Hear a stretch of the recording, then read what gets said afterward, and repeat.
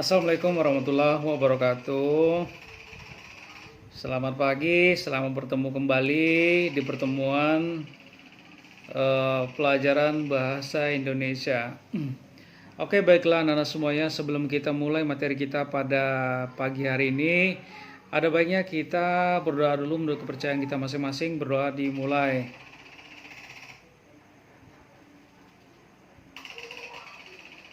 Oke, berdoa selesai. Amin ya rabbal alamin. Pertama-tama marilah kita sampaikan puji syukur kepada Tuhan Yang Maha Kuasa, karena kita masih diberikan kesempatan ya untuk bertemu kembali secara daring pada pertemuan kali ini. Oke, baiklah anak-anak semuanya ya, ada beberapa hal yang ingin Bapak sampaikan sebelum kita membahas materi lanjutan surat pribadi dan surat dinas. Yang pertama adalah ini terkait dengan ujian MIT ya, ujian MIT kemarin yang sudah kita lakukan ya. Jadi kali ini Bapak akan membacakan ya, menyampaikan, mengapresiasi kepada teman-teman kalian ya, kepada teman-teman kalian ya, khususnya kelas 7A, kelas 7B, kelas 7C dan kelas 7D. Jadi ada beberapa orang di antara kalian yang menurut Bapak ya sangat bagus sekali ya, karena nilainya pun bagus ya. Ini hasil murni ya, hasil murni ujian MIT. Jadi Bapak akan menyampaikan kepada kalian ya, ini yang nilainya sangat bagus ya, sangat bagus. Untuk kelas 7A ya, di kelas 7A itu ya, yang pertama Bapak akan sampaikan itu Fadilah ya. Jadi Fadilah, tepuk tangan ya. Bagus sekali nak ya, nilainya bagus sekali, tinggi ya. Di nilainya 80-an ke atas ya, nilai 80-an ke atas. Fadilah, Azara ya, Rasya ya, itu bagus.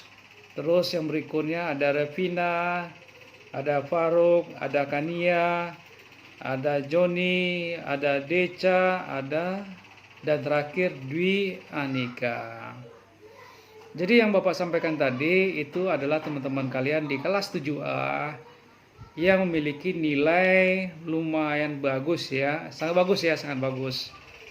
Sementara yang tidak Bapak sebutkan nilainya kebanyakan di bawah KKM ya, ada yang nilainya 50, ada yang 30, ada yang 40 ya. Kenapa kok bisa seperti itu nak ya? Kenapa teman-teman kalian bisa nilainya 84, 80 ya? Tentunya itu ya kembali kepada diri kalian masing-masing ya. Belajarlah lebih rajin lagi, lebih fokus lagi di rumah dengan banyak membaca buku. Nah, jadi bukan menghafal, membaca buku, memahami isi buku ya. Jadi Bapak tidak minta kalian harus menghafal buku ya. Buku cetak ini kalian hafal semuanya, jangan kalian hafal. Ya, jadi kalian hanya membaca buku itu, setelah kalian baca, kalian pahami. Ya, kalau kalian pahami akan tinggal di dalam kepala kalian. Nah. Ya. Terus yang berikutnya kelas 7B. Ya. Kelas 7B, nama-nama yang Bapak sebutkan adalah siswa yang memiliki nilai ya bagus ya, nilainya bagus. Yang pertama itu Ravelino Febrian ya, Ravelino Febrian, Raja Juan, Febrian Benyamin, Aziz, Azara, Adisti, Alifa, dan Melia. Itu kelas 7B, itu nilainya bagus-bagus. Sementara ya, yang lain yang tidak Bapak sebutkan itu nilainya di bawah KKM, artinya di bawah 70, ada yang 60, ada yang 50, ada yang 40. Malah nih ada yang dapat nilainya 20, 10 ya. Dan ini kenapa? Kenapa bisa seperti ini? Ya. Kenapa teman kalian bisa nilainya 80, 85 ya? 90 malahan mungkin. Karena soal yang gue berikan adalah soal yang paling mudah. Ya, jadi kalau kalian memahami setiap apa yang Bapak sampaikan di video-video ya yang sering Bapak tayangkan ya.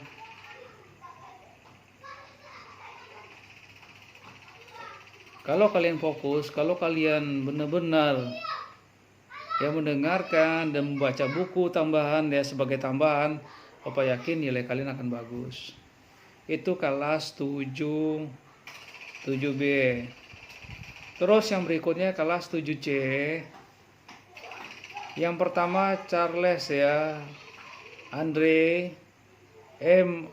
Alrido, Juan R, Elizabeth, dan terakhir Ananda.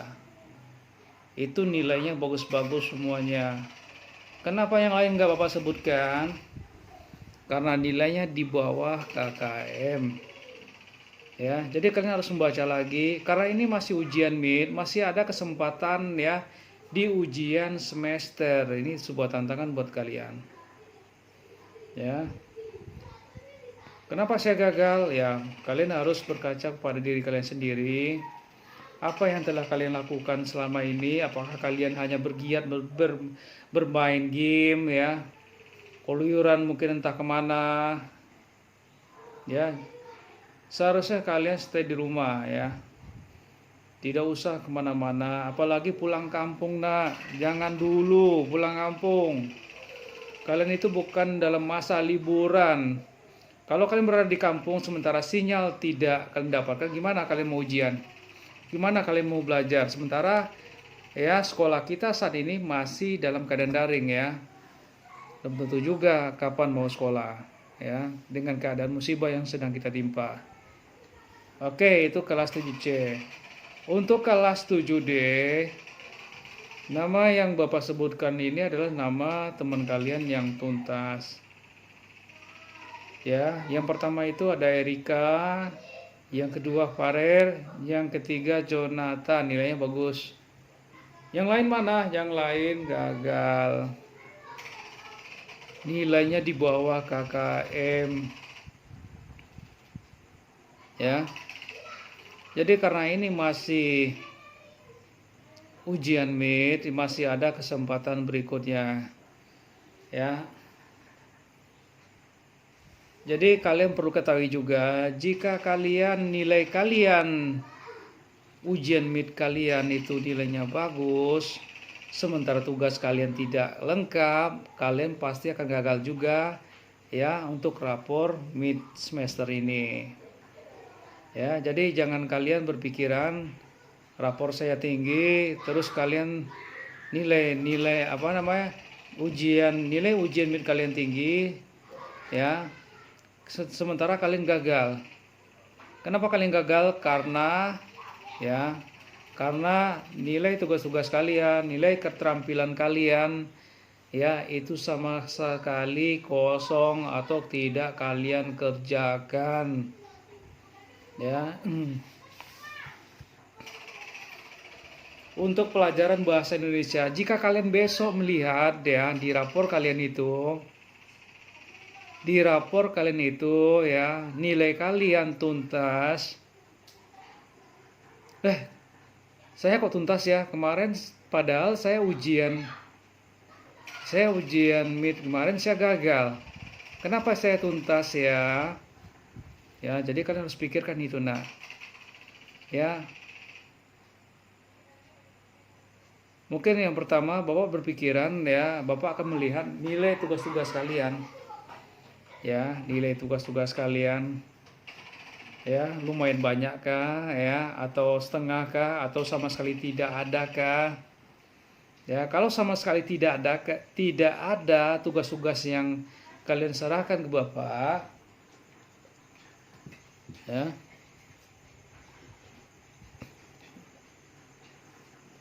otomatis kalian ya gagal. Nah,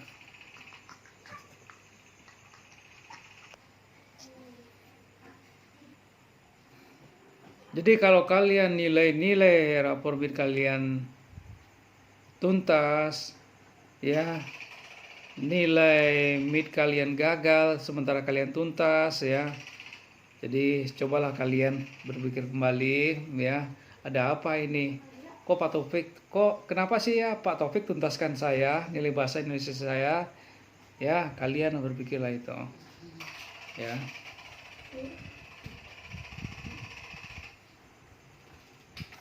Jadi itu yang bisa saya sampaikan untuk hasil ujian MIT kemarin. Dan kita akan lanjutkan materi pelajaran kita berikutnya. Ya. Oke, kemarin kita udah bahas tentang surat pribadi dan kalian sudah mengerjakan tugas kalian, ya, menulis surat kepada orang tua kalian atau kepada ibu kalian, kepada saudara kalian, ya. Jadi kita akan mengulang kembali, ya. Kalian bisa buka buku kalian halaman 248, ya. Di kota info itu ada petunjuk, ada informasi. Yang pertama, surat pribadi adalah bentuk komunikasi interaktif antara orang pertama pengirim dan orang kedua penerima. Jadi kalau kita ya menulis surat berarti ada yang pengirim, ada yang menerima surat. Kita yang buat surat berarti kita yang mengirim, ya. Yang kedua adalah orang yang menerima, apakah saudara kalian, apakah itu ibu kalian. Terus yang kedua, surat pribadi berisi unsur tanggal. Kemarin sudah sampaikan juga, tanggal surat itu penting. Yang berikutnya alamat surat. Yang kedua yaitu alamat surat. Ya, jadi alamat kalian itu di mana? Ya, asal kalian itu dari mana? Kalau kalian menulis alamat surat, jangan sembarangan, ya. Jadi harus lengkap. Ya, jadi harus lengkap. Contohnya Bapak sendiri, ya. Bapak tinggal di mana? Di Jalan Sersan Anwar Bey, Perumahan GMC 1, Blok K, nomor 16, Kelurahan Kenali Besar, Kecamatan Alam Rajo, Kota Jambi, Provinsi Jambi. Jadi semuanya harus lengkap, nah, ya.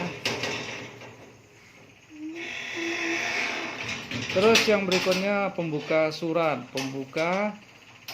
Jadi pembuka surat ini kemarin aku udah sampaikan, ya. Kita harus awali dengan salam pembuka dulu, setelah itu kalimat pembuka, ya. Setelah itu isi, setelah isi kalimat penutup, baru salam penutup, ya. Terus ditambah dengan nama pengirim dan ditanda tangani, ya, nama pengirim terus ditanda tangani.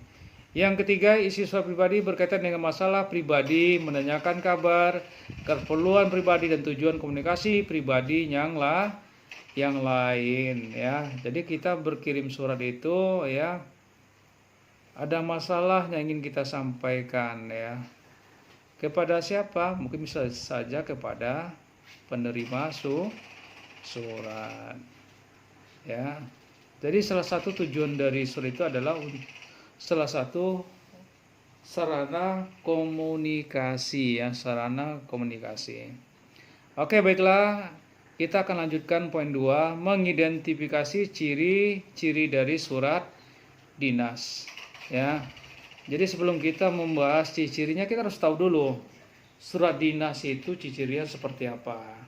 Kalian udah bisa lihat, ya, di buku cetakan halaman 248 itu ada contoh surat dinas, ya. Ini namanya tipografinya, nah, ya, ini struktur dari surat dinas, ya. Jadi tidak boleh sembarangan, ya. Jadi jangan sekalian samakan dengan surat pribadi. Kita akan baca, surat dinas adalah surat yang ditulis dalam situasi formal dan untuk kepentingan formal. Formal ini artinya resmi, nah, ya, legal, resmi. Seperti Bapak sebagai guru di sekolah di SMP 17 Kota Jambi, kalau Bapak ingin mengirim surat kepada kepala sekolah, itu harus ada aturan ya, tidak sembarangan lah ya. Karena ini sifatnya lembaga. Lembaga itu punya aturan-aturan ya, jadi tidak sembarangan.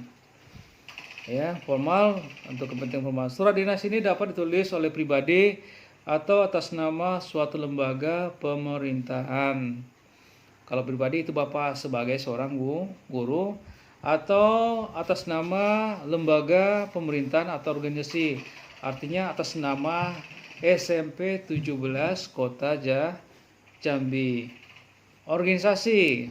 Oke. Di sekolah kita ada organisasi tidak? Ada OSIS, ada pramuka, ya, terus dan lain-lain. Atau organisasi yang ditujukan kepada lembaga. Isi dalam surat dinas bersifat resmi. Dalam menulis surat dinas ada hal yang perlu diperhatikan, yaitu penggunaan bahasanya. Bahasa yang digunakan pada surat dinas ini lebih mudah dibanding surat pribadi. Surat resmi tidak memerlukan bahasa yang berbunga. Bahasa surat resmi singkat, jelas, serta berpola tetap. Jadi benar ya. Jadi kalau kita menulis surat resmi ya, itu bahasanya harus jelas serta berpola tetap ya. Tidak seperti kita menulis surat pribadi, harus pakai puisi dulu ya. Harus pakai kata-kata yang indah. Apakah harus menggunakan majas juga? Jadi nggak perlu nak. Ya, jadi kita langsung ke inti, harus menggunakan bahasa yang mudah dipahami. Jadi ketika orang membaca surat kita, orang langsung tahu memahami isi dari surat kita. Ya, jadi jangan sampai orang bertanya ini maksudnya apa ya. Nah, di sini sudah bisa kalian lihat. Panitia kegiatan perkemahan Sabtu dan Minggu Persami Pramuka SMP Mutiara Harapan 1 Tuban. Itu namanya apa? Itu namanya adalah kepala surat. Ya, ini namanya kepala surat. Biasanya ya pada garis-garis ini, ya, pada garis-garis ini nak. Ya. Itu di sini ada tulisan ya, hurufnya agak sedikit diperkecil ya, bukan huruf kecil, diperkecil. Di situ ada tulisan ya, alamat ya, alamat kantor atau alamat lembaga, ada juga di sana kode pos, fax, nomor fax ya, alamat email dan lain-lain. Nomor 08K garis miring UKS 23 November 2015. Ini nomor ya, nomor surat. Jadi harus ada nomor surat, ada tanggal surat, bulan, tahun, terus lampiran satu berkas. Lampiran ini tergantung dari isi suratnya nak. Ya, satu berkas ini artinya ada tambahan selain surat dinas tadi ya. Surat dinas satu lembar, terus ada lagi yang mau ditambah, itu namanya lampiran. Jadi ada satu berkas. Yang terhormat Wali Murid Sophia Nazila di Tuban, hal permohonan izin dengan hormat dalam rangka upaya untuk lebih mengenal lingkungan pantai dan membantu pelestari lingkungan, Pramuka SMP Mutiara Harapan 1 akan mengadakan perkemahan Sabtu dan Minggu pada tanggal 5 sampai 6 Desember 2015 di kawasan Pantai Kelapa, Tuban. Oleh sebab itu, kami mohon kepada Ibu untuk mengizinkan putra-putrinya mengikuti kegiatan bersama tersebut sebagai bahan pertimbangan kami lampirkan jawab kegiatan. Terima kasih atas perhatian dan izin Bapak dan Ibu. Mengetahui kepala sekolah ya, dan nama pokok sekolahnya. Hormat kami, Ketua Panitia, tanda tangan Rozik Ahmad Zaini. Ya, jadi ini adalah ya surat dinas. Jadi ketika orang tua kalian membaca surat ini akan terlihat resmi ya, formal. Jadi memiliki kekuatan hukum, Nah, ya, jadi surat resmi itu kenapa di sini tidak ada dicap stempel? Karena ini hanya contoh nah ya. Ya, jadi harus menggunakan cap stempel Pak. Iya benar. Nah, jadi yang mana yang harus dicap stempel ya? Kepala sekolah, mungkin juga ada panitia pelaksana. Ya, bisa saja di sini ada 2 stempel yang akan digunakan. Ya, untuk apa? Untuk memperkuat surat. Kalau surat itu benar-benar legal, benar-benar benar-benar resmi. Jadi apa yang kita sampaikan tadi ya, itu adalah hal-hal yang harus ada di dalam surat dinas. Ada kepala surat, ya, nama lembaganya, terus ada nomor suratnya, ada lampirannya, ada tanggalnya, terus kepada siapa kita sampaikan, ya, tujuan suratnya kepada siapa, terus halnya apa, terus salam pembukanya seperti apa, kalimat pembukanya seperti apa, setelah itu isi apa, kalimat penutup, setelah itu salam penutup, setelah itu kita akhiri dengan nama-nama panitia, mengetahui kepala sekolah, setelah itu ditandatangani. Ingat, ketika kita menulis nama, gelar, kita harus pelajari juga, kita harus ketahui juga. Jadi penggunaan tanda koma, tanda titik itu harus kita perhatikan. Contohnya di sini ada Imam Mustaqim, M titik PD. Ini kan kepala sekolah. Oke, baiklah anak-anak semuanya, karena di sini contohnya sudah ada, ya. Sekarang Bapak akan meminta kalian untuk menulis satu buah surat dinas, ya. Kalian menulis satu buah surat dinas, ya. Mohon izin, ya, kalian ingin mengadakan sebuah kegiatan atau perlombaan, ya, mengadakan sebuah kegiatan atau perlombaan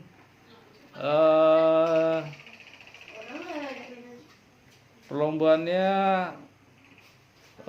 pertunjukan pertunjukan drama, ya. Jadi kalian akan mengadakan pertunjukan drama di sekolah.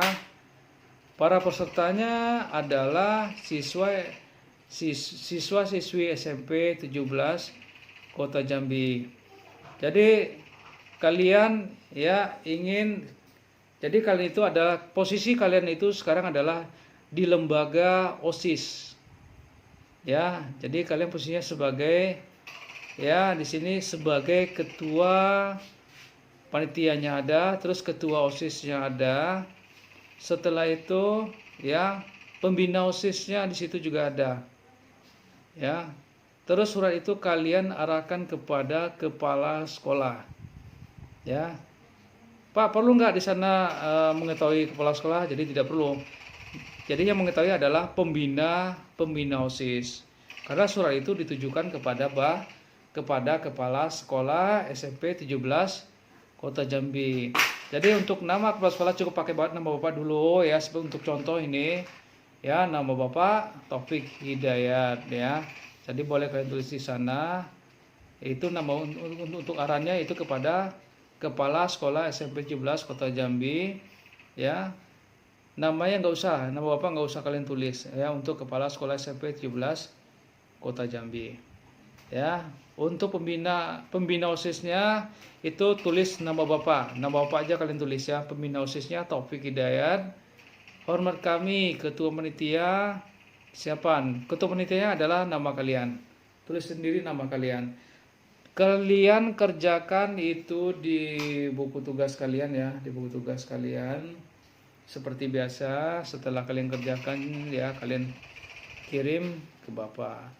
Dan ingat, jangan lupa kalian mengirim foto kalian terbaru, ya. Foto kalian, aktivitas kalian sedang belajar di rumah. Oke, jadi itu yang bisa Bapak sampaikan untuk pertemuan kali ini. Jadi Bapak harap kalian, ya, jangan hanya kalian hanya mempercepat video ini, kalian percepat, terus kalian tidak dengarkan, ya, apa yang Bapak sampaikan. Kalian akan rugi, kalian akan rugi, ya. Jadi kalian usahakan nonton dari awal sampai habis, ya. Jadi kalian tidak gagal fokus. Jadi jangan kalian hanya langsung ke tugas kalian lihat, ya. Jadi dengarkan dari awal, ya, sampai video ini berakhir. Oke, baiklah semuanya. Mohon maaf jika ada kesalahan, ya, kata-kata mungkin dalam penyampaian. Mudah-mudahan kalian bisa melaksanakan melaksanakan dengan baik. Dan untuk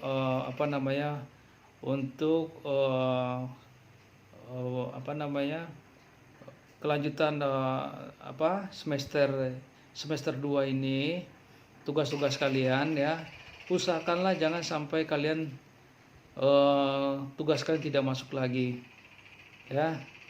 Jadi usahakan tugas kalian terus ya, terus kalian kerjakan, jangan sampai tidak ada lagi apalagi kosong. Oke, karena di semester 2 ini ya kita nggak akan seperti kayak kemarin lagi. Nah, jadi benar-benar rapor itu langsung dicetak dan diserahkan kepada kalian ya. Jadi apakah nanti kalian tinggal kelas ya, itu tergantung dari ya tugas-tugas dan nilai-nilai yang akan kalian dapatkan. Jadi berusahalah sebaik mungkin, belajarlah sebaik mungkin. Oke, baiklah. Assalamualaikum warahmatullahi wabarakatuh.